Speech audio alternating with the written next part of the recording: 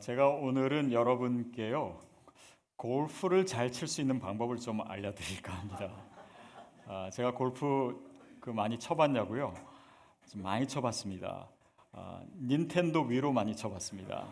아이들 게임 하는 거 그런 거 있어요. 실제로는 아직도 한 번도 못 쳐봤는데 물론 어디서 들은 거기는 합니다만은 골프를 잘 치려면 모델을 잘 선정하는 것이 중요하대요. 근데 그 모델이 자신에게 맞는 체형이나 아니면 성향이나 이런 것이 이제 맞는 모델이어야 되고, 한 번 모델을 정했으면 바꾸지 마라, 이런 얘기 들은 적 있습니다. 우리가 지난주에 어떻게 하면 하나님의 공동체를 우리가 이뤄갈 것인가, 그 how에 대해서 나눴습니다. 그 내용은 우리가 겸손하게 하면 된다, 이런 내용이었는데, 실제로 어떻게 하면 겸손할 수 있는지 그 방법에 대한 더 구체적인 안내가 우리에게 필요합니다. 그래서 사도 바울은 오늘 본문을 통해서 그것을 가르쳐 주는데, 그것을 모델을 제시함으로써 우리에게 가르쳐 주고 있습니다. 그 모델이 누구시죠? 예수 그리스도입니다. 예수 그리스도가 우리의 삶의 최고의 모델이심을 믿습니다. 그리고 그분은 우리와 같아지기 위해서 오셨어요.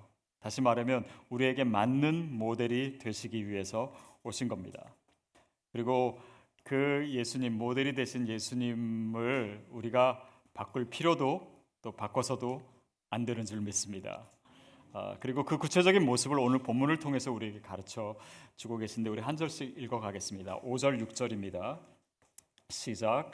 너희 안에 이 마음을 품으라. 곧 그리스도 예수의 마음이니 그는 근본 하나님의 본체시나 하나님과 동등됨을 취할 것으로 여기지 아니하시고.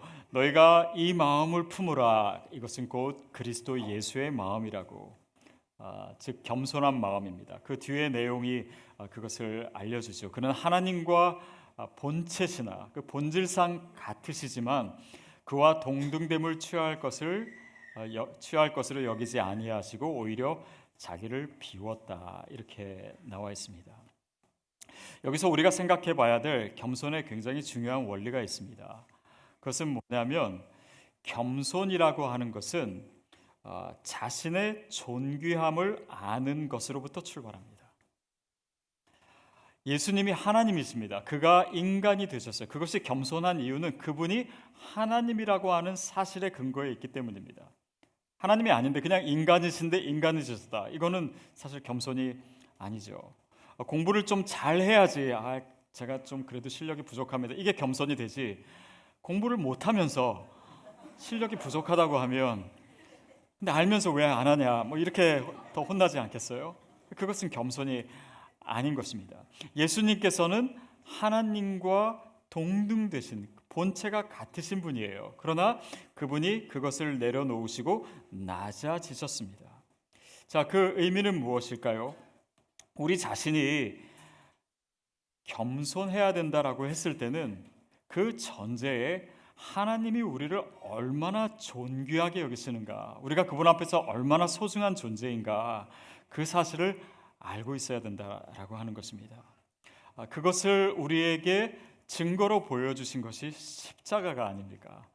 그분이 우리를 사랑하시고 우리를 위해서 자신의 모든 것을, 자신의 아들까지 내어주시기까지 우리를 사랑하신, 천하보다도 귀한 영혼이, 그런 존재가 바로 나임을 우리가 복음을 통해서 깨달아요.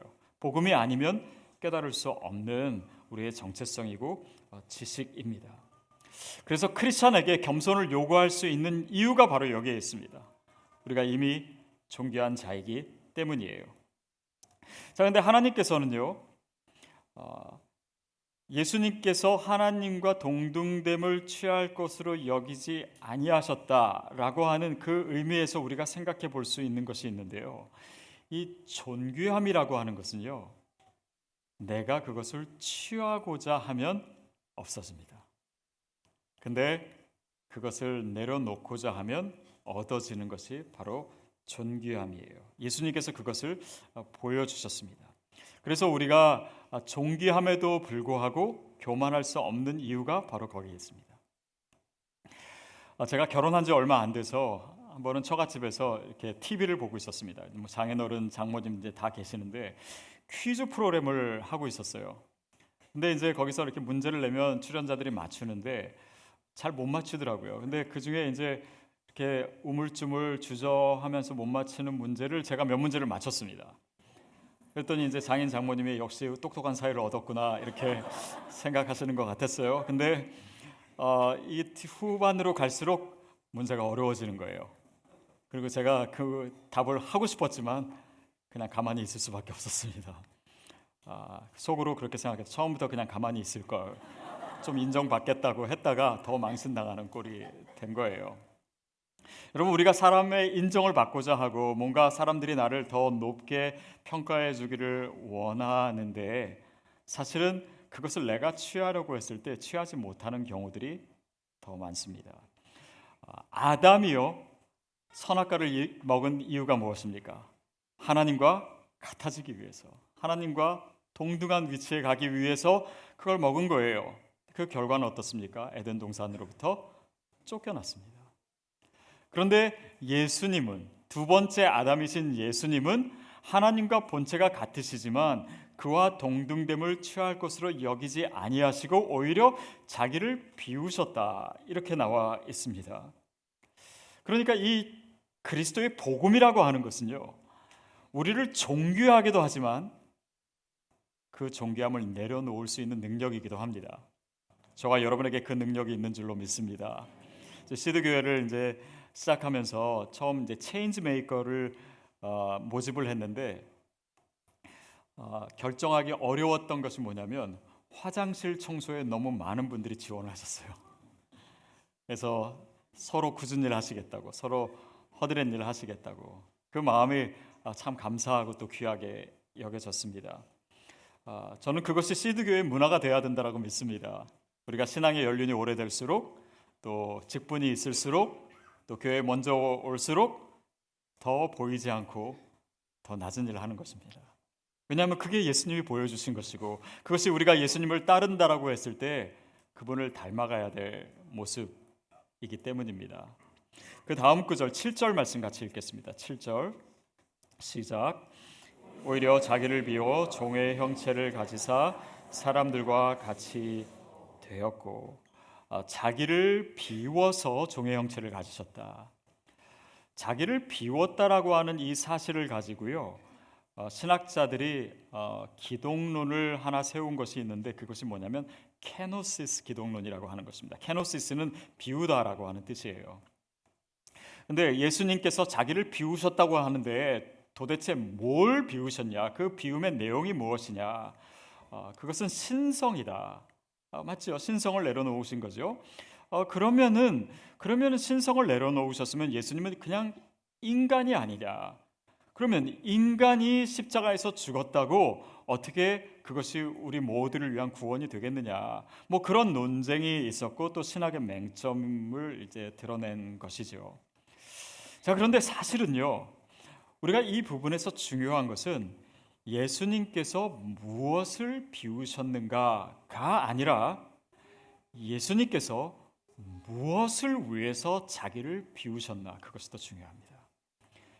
그 무엇이라고 하는 것이 예수님의 사명이기 때문에, 그분이 이 땅에 오신 이유이기 때문에, 그분이 뭘 비웠는가 보다도 더 중요한 것은 그분의 사명, 우리를 구원하시고자 하시는 그분의 사명이었다라고 하는 것입니다.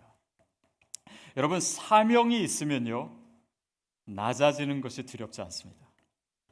사명이 있으면요, 낮아진 것이 부끄럽지 않습니다.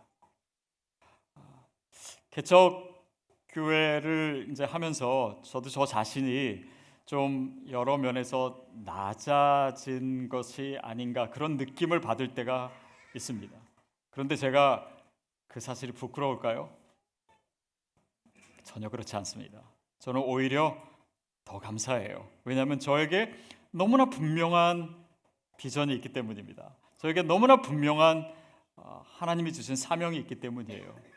저는 이 시드 교회를 통해서 하나님이 정말 원하시는 그런 교회가 분명히 이루어질 줄로 믿습니다. 그것이 우리 모두의 사명이에요. 정말 전 세계에 퍼져 있는 디아스포라를 통해서 이 어두운 세대에 정말 하나님의 복음을 땅끝까지 전파하게 하는 그 하나의 미랄로서, 하나의 씨앗으로서 사명을 우리가 받았는데 그 사명이 너무 귀한 거예요. 그것을 위해서 우리가 좀 낮아지는 거, 그게 뭘 그렇게 중요합니까?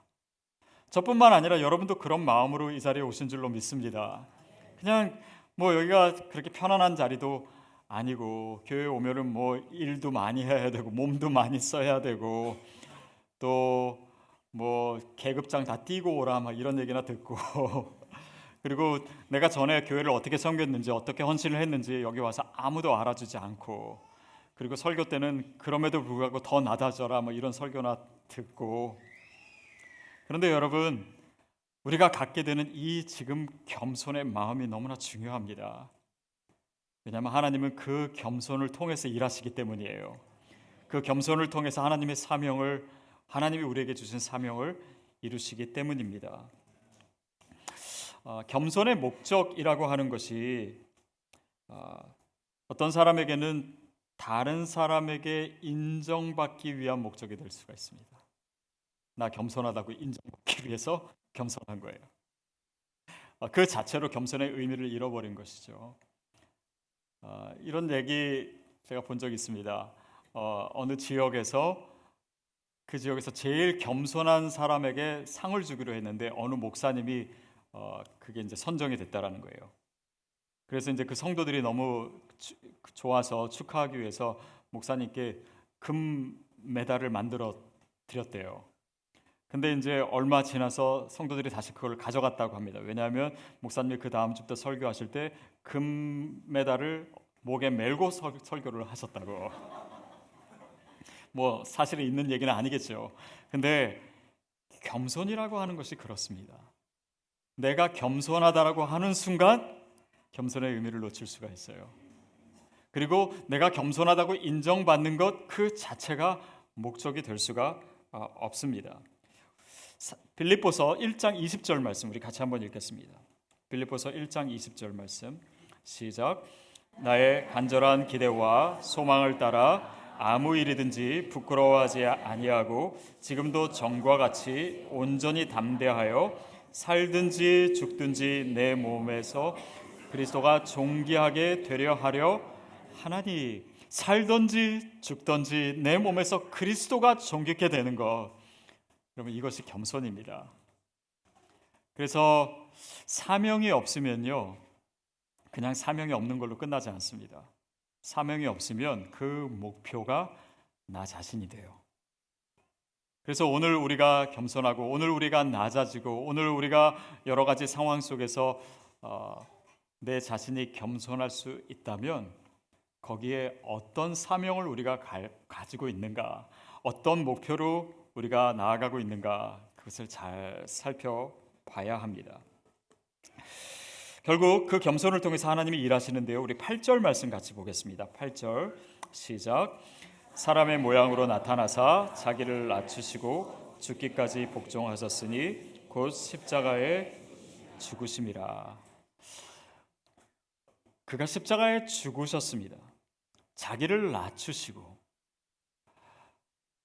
하나님께서 예수 그리스도를 통해서 일하신 내용을 보면요, 예수님의 겸손함을 통해서 일하십니다.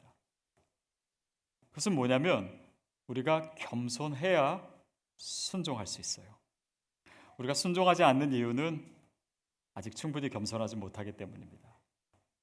그래서 우리가 때로는 겸손할 수밖에 없는 상황, 어려움이나 위험이나 어떤 고난이나 그런 것을 통해서 내가 자존감이 낮아지고 겸손하게 되는 상황이 되었다면 그것을 통해서 어떤 순종의 마음이 준비되고 있는지도 우리가 볼 필요가 있습니다. 왜냐하면 그것이 너무나 중요해요. 거기에 하나님의 목적이 있기 때문입니다. 하나님은 우리의 겸손을 통해서, 다시 말하면 우리의 순종을 통해서 일하시기 때문이에요. 그래서 예수님께서 겸손케 되었다, 결국 그래서 그분이 더 약하게 되신 모습이에요. 인간으로 오신 그 자체가 그렇고요, 십자가 사건이 가까울수록 예수님의 기적은 나타나지 않고 예수님은 더 약해지신 것 같습니다. 그렇지만 그 상황 속에서 더 강해지는 것이 뭐냐면 그의 순종의 능력이었어요. 그리고 그 순종을 통해서 그의 사명을 이루십니다. 십자가에 달려 죽으시고 우리가 구원을 얻게 된 그 일들이 일어나게 된 것이죠. 그리고 나서 모든 것이 끝난 것이 아닙니다. 하나님께서는 예수 그리스도를 다시 존귀케 하세요. 그것이 9절부터 11절입니다. 우리 같이 읽겠습니다. 시작. 그러므로 하나님이 그를 지극히 높여 모든 이름 위에 뛰어난 이름을 주사 하늘에 있는 자들과 땅에 있는 자들과 땅 아래에 있는 자들로 모든 무릎을 예수의 이름에 꿇게 하시고 모든 입으로 예수 그리스도를 주라 시인하여 하나님 아버지께 영광을 돌리게 하셨느니라. 그에게 모든 이름 중에 뛰어난 이름을, 가장 뛰어난 이름을 주셨다. 그리고 하늘과 땅에 있는 모든 무릎이 그의 이름 앞에 무릎 꿇게 하셨다. 그리고 11절에 보면 모든 입으로 예수 그리스도를 주라 시인하게 하셨다. 이렇게 나와 있습니다. 하나님께서 예수 그리스도를 다시 부활시키시고 그에게 영광을 주시고 그의 권위와 그의 영광을 회복시켰다라고 하는 내용이지요. 여러분, 우리의 삶에요, 하나님이 우리를 겸손케 만드시는 순간이 있을 수 있습니다. 그러나 저는 하나님께서 우리를 다시 세우시리라고 믿습니다.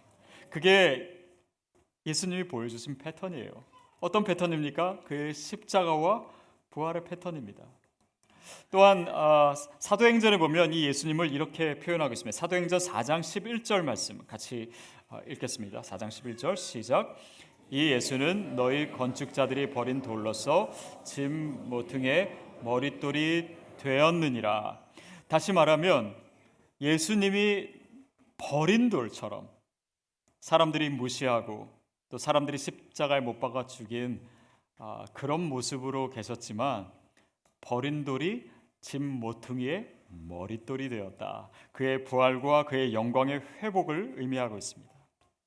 자, 이런 부분에서 또 예수님께서는 우리의 모델이 되십니다. 다시 말하면 모퉁이 돌이라고 하는 것은요, 모퉁이 돌이 세워지고 그 모양과 위치에 따라서 집이 지어지게 됩니다. 다시 말하면 그 집이 그 모퉁이 돌의 모양을 따라서 영향을 받게 되어 있어요. 무엇입니까? 예수 그리스도가 모퉁이 돌 되신다라고 하는 것은 그 패턴, 그를 따르는 우리의 삶에 그러한 패턴이 약속으로 주어졌다라고 하는 것입니다. 여러분, 그렇다면 하나님이 우리를 겸손케 하신 것은요, 우리를 단지 낮추기 위한 것이 아니라 높이기 위한 것임을 믿습니다. 여러분, 그 부활과 승리가 저와 여러분의 삶에도 분명히 이루어질 것입니다. 잠시 낮아지셨습니까? 또 잠시 정말 겸손할 수밖에 없는 그 상황 속에서 하나님의 약속을 붙드시는 우리 모두가 되기를 축복합니다. 자, 이런 것들이 다 예수님의 모습을 통해서 그 구체적인 겸손의 모습, 그 내용, 그리고 그것을 통해서 이루어지는 결과들입니다. 결국 우리가 크리스찬이라고 했을 때 우리는 그리스도를 따르는 사람들입니다. 그를 모델로 삼고 그를 닮아가는 사람들로 저와 여러분이 여기에 있는 것이지요. 자, 그런데 사실 오늘날의 크리스찬들을 보면 예수님을 닮지 않은 크리스찬들도 있는 것 같습니다. 또 역사상 기독교 역사에도 그런 사람들이 물론 많았겠죠. 간디가, 인도의 수상이었던 간디가 어느 누군가가 전해준 이 복음서 말씀을 읽고 굉장히 큰 감동을 받았다고 합니다. 그래서 정말 내가 예수를 믿어볼까 진지하게 고민할 만큼 그의 마음이 이런 성경 말씀에 대해서 열려 있었는데 그 주변에 그 말씀을 살아내는 크리스찬들이 보이지 않았다라고 합니다. 그 옆에 있는 크리스찬들을 보고 사실은 실망을 많이 해서 그의 한 글에 이렇게 써 있기도 합니다. 내가 보기에 서구의 기독교는 실제로는 그리스도의 기독교를 부정하고 있는 것 같다. 여러분, 그는 하나님의 말씀을 읽음으로써 이 말씀대로 살고 있는 크리스찬을 보기를 원했던 거예요. 근데 그게 잘 보이지 않았던 것입니다. 여러분, 이 시대가, 이 세상이, 믿지 않는 사람들이 찾고 있는 것이 바로 그것입니다. 교회 열심히 다니는 사람들은 주변에 많아요. 그런데 그들에게서 정말 하나님의 형상을 찾고 싶어 하는 것입니다. 그리고 그것이 보이지 않을 때 실망하게 되는 거예요. 제가 아는 한 분도, 이분도 참 교회를 열심히 하시고 그렇게 선교를 많이 다니세요. 여기 왔다 오셔서 또 가시고 갔다 오셔서 또 가시고. 근데 그 주변에는 그를 예수 믿는 사람으로서 존경하는 사람이 제가 알기로는 없더라고요. 그러니까 그의 삶 속에서 나타나는 그리스도의 모습을 사람들이 발견하지 못하는 것입니다. 여러분, 이 시대의 기독교 위기가 바로 거기에 있습니다. 오늘 우리 삶에 주님을 따라가고 있는 모습, 주님을 닮아가고 있는 모습을 다른 사람들이 유심히 찾고 있어요. 그것입니다. 여러분, 예수님을 따르는 삶이라고 하는 것이 무엇입니까? 그것은 내가 예수님을 따르고 예수님을 닮아가다 보면 그 하나님의 그런 예수 그리스도의 모습이 내 삶 속에서 나타나게 되어 있어요. 그리고 그것을 보고 사람들이 나를 하나의 본으로 보기 시작합니다. 나를 따르기 시작해요. 그것이 바로 내가 예수님을 따르고 있다라고 하는 증거가 될 수 있습니다. 그러니까 내가 정말 주님을 따르고 있는가를 보려면 내 주변의 사람들이 나를 어떤 모습으로 보고 있는가. 물론 우리가 사람에게 인정받기 위해서, 사람에게 칭찬받기 위해서 믿음 생활을 하는 거 아닙니다. 그러나 내가 최소한 주님을 따르고 있는 모습이 그들에게 있어서 인정이 되는 것이 내가 그리스도를 따르고 있는 증거가 된다는 거예요. 저희 교회에서 요즘 등록 교육을 하는데 등록 교육 중간에 이 교육을 받으면서 뭘 느끼셨습니까? 이런 것을 묻는 간증문을 써내는 것이 있습니다. 근데 제가 한 간증문을 보고 되게 많은 것을 생각하게 됐어요. 이분은 교회에 그동안 안 나오셨던 분입니다. 그리고 남편분은 교회 다니는데 이분은 믿음이 없어요. 그리고 다른 종교를 예전에 좀 믿었었고 기독교에도 관심이 없고, 그리고 예수 믿는 사람을 별로 안 좋아했던 자매입니다. 근데 이분이 간증문에 이렇게 쓰셨어요. 자의가 아닌 타의에 의해 가정의 평화 유지를 위해 그저 조용히 따라만 다니는 나로서는 그냥 교회에 잘 다니면 되는데 왜 등록 교육까지 하게 해서 피곤하게 하나 살짝 의문이었다. 이렇게. 그런데 목사님들, 사모님들, 봉사자분들, 교육 참여자들 모두가 하나가 되어 준비하고 나누고 배우고 모든 것이 준비된 성전을 떠나서 기독교 신앙의 본질을 찾아서 진짜 교회, 참 목회 철학을 이루어내고자 노력하는, 공부하는, 기도하는 모습들이 나도 모르게 내 눈에 들어오고 내 마음에 와 닿았습니다. 설교 들을 때 졸지 않게 해주시는 권 목사님과 감사합니다. 모든 목사님들이 이야기하는 목회 철학, 그것을 들으면서 이거다. 아직 뭔지 모르지만 분명히 이거다. 이게 좋다. 그동안 따라만 다니면서 혼자 느꼈던 교회에 싫었던 점, 교인이 되고 싶지 않았던 막연한 거부감들이 없어질 것 같다. 앞에 나가서 자기 소개하는 것이 남아서 가기 싫은 마음도 있긴 한데 다음 주 교육이 기다려진다. 이렇게 썼어요. 제가 이 글을 읽고 참 격려를 많이 받았습니다. 그렇지, 믿지 않는 사람이었지만 진짜 교회를 찾고 있지. 그리고 그런 진짜 교회를 위해서 같이 애쓰고 기도하고 노력하는 성도를 통해서 그는 진짜 교회의 모습을 보고 있는 것이에요. 그리고 그것을 확인하고 싶어하는 것입니다. 저는 정말 시드 교회가 개척된 게 참 잘했다라는 생각이 듭니다. 정말 이런 분들이 있기 때문에 우리 교회의 존재의 목적이 있지 않나 싶어요. 놀라운 것은요, 이분이요 요즘 새벽 예배 나옵니다. 그리고 교회 봉사도 시작했어요. 너무 감사해요. 그 간증문 끝에 이런 내용이 있습니다. 그 밑에 그 질문이 뭐냐면 어떤 성도가 되기를 원하십니까? 거기에 이렇게 쓰셨어요. 교회 다니는 사람들은 왜 저래? 기독교인들은 왜 저래? 기독교 신앙은 죄짓고도 아멘하면 그만인가 봐.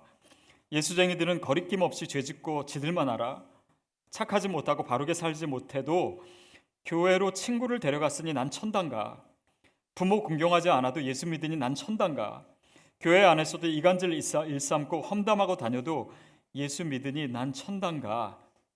이렇게 쭉 써놓고선요, 화살표를 밑에 한 다음에 이런 성도는 되지 않겠습니다. 이렇게 썼어요.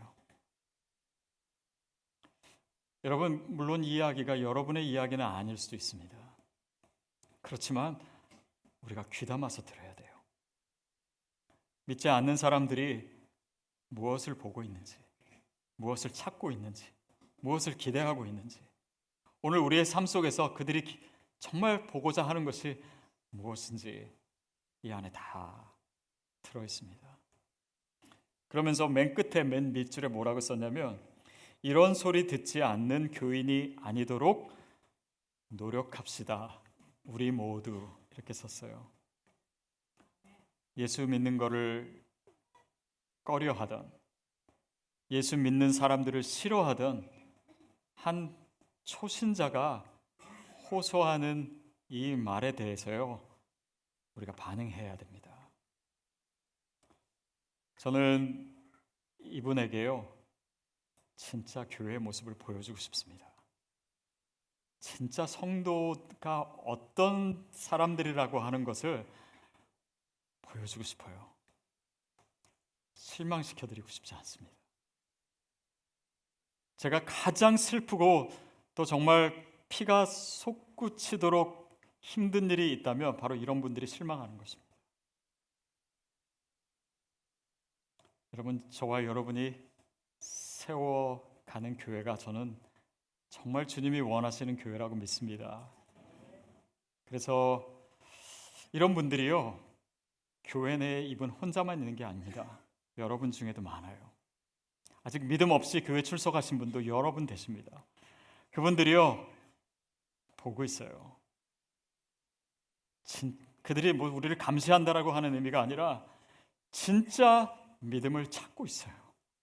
그것을 그들은 우리를 통해서, 이 교회를 통해서 찾기를 원하는 것입니다. 그리고 우리가 세상에 나가면 이런 분들이 수도 없이 많아요. 바로 우리를 보고 있는 거예요. 우리를 통해서 하나님의 형상을 보고 싶은 거예요. 우리를 통해서 진짜 교회를 찾고 있는 것입니다. 우리를 통해서 정말 예수를 따르는 것이 무엇인지, 예수님을 닮아가는 것이 무엇인지 그들이 알고 싶어 하는 거예요.